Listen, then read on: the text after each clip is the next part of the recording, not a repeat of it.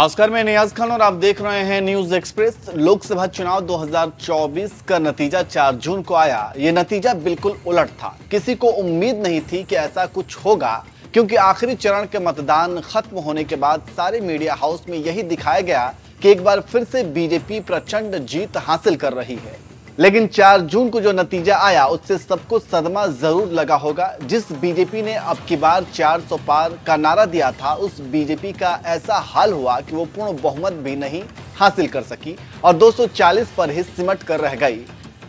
अब सरकार बनाने के लिए बीजेपी को बैसाखी का सहारा लेना पड़ा और बीजेपी की जान अब चंद्रबाबू नायडू और नीतीश कुमार में अटक गई, क्योंकि यही वो नेता हैं जिनके समर्थन से नरेंद्र मोदी का तीसरी बार पीएम बनने का सपना पूरा हो पाया और फिर एनडीए ने मिलकर सरकार बना ली। खैर, अब ये सरकार कितने दिनों तक बैसाखी पर चलेगी ये वक्त ही बताएगा, लेकिन इतना तो साफ है कि मंत्रालय के बंटवारे को लेकर एनडीए गठबंधन के नेताओं में नाराजगी है, क्योंकि जितने भी अहम मंत्रालय हैं उसे बीजेपी ने अपने ही नेताओं को दिया है, जिसके बाद एनडीए गठबंधन के नेताओं ने नाराजगी जाहिर की। खैर, 4 जून को लोकसभा का रिजल्ट तो एक तरफ आया, इसके साथ ही साथ आंध्र प्रदेश विधानसभा चुनाव का भी रिजल्ट आया, जिसमें चंद्रबाबू नायडू की टीडीपी ने बम्पर जीत हासिल की। आंध्र प्रदेश की कुल 175 सीटों में टीडीपी ने 135 सीटें, जन सेना पार्टी ने 21, बीजेपी ने 8, वाईएसआरसीपी ने 11 और कांग्रेस को एक भी सीट नहीं मिली। चंद्रबाबू नायडू एक तरफ दिल्ली में केंद्र सरकार में अहम रोल निभा रहे हैं, तो वहीं दूसरी तरफ आंध्र प्रदेश में बम्पर जीत के साथ ही सीएम पद की शपथ भी ले ली है। चौथी बार चंद्रबाबू नायडू आंध्र प्रदेश के मुख्यमंत्री बने हैं। वहीं साउथ फिल्म इंडस्ट्री के सुपरस्टार पवन कल्याण ने डिप्टी सीएम के तौर पर राज्य की कमान संभाली है। पवन कल्याण ने आंध्र प्रदेश विधानसभा चुनाव में पीठपुरम सीट से जीत हासिल की है। शपथ ग्रहण समारोह केसरपल्ली शहर के आईटी पार्क मैदान में हुआ। पवन कल्याण ने चंद्रबाबू नायडू के बाद दूसरे नंबर पर शपथ ली। शपथ ग्रहण समारोह के बाद पवन कल्याण ने मंच पर बैठे सभी वरिष्ठ नेताओं को नमस्कार भी किया।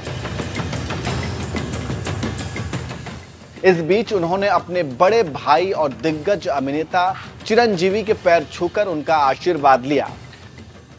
आपको बता दें कि पवन कल्याण की पार्टी जन सेना आंध्र प्रदेश में तो दूसरी सबसे बड़ी पार्टी बनकर उभरी ही, वहीं दूसरी तरफ लोकसभा चुनाव में भी दोनों ही सीटों पर जीत भी हासिल की है। चलिए अब आपको पवन कल्याण के बारे में थोड़ा तफसील से बता देते हैं कि वो कौन है।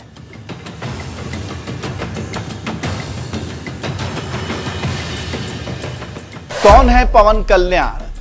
पवन कल्याण साउथ फिल्म इंडस्ट्री के जाने माने एक्टर हैं। इनका असली नाम कोनिडेला कल्याण बाबू है। इन्हें साउथ फिल्म इंडस्ट्री में पावर स्टार के नाम से जाना जाता है। पवन कल्याण को अभिनय की दुनिया में 2 दशक से ज्यादा समय हो चुका है।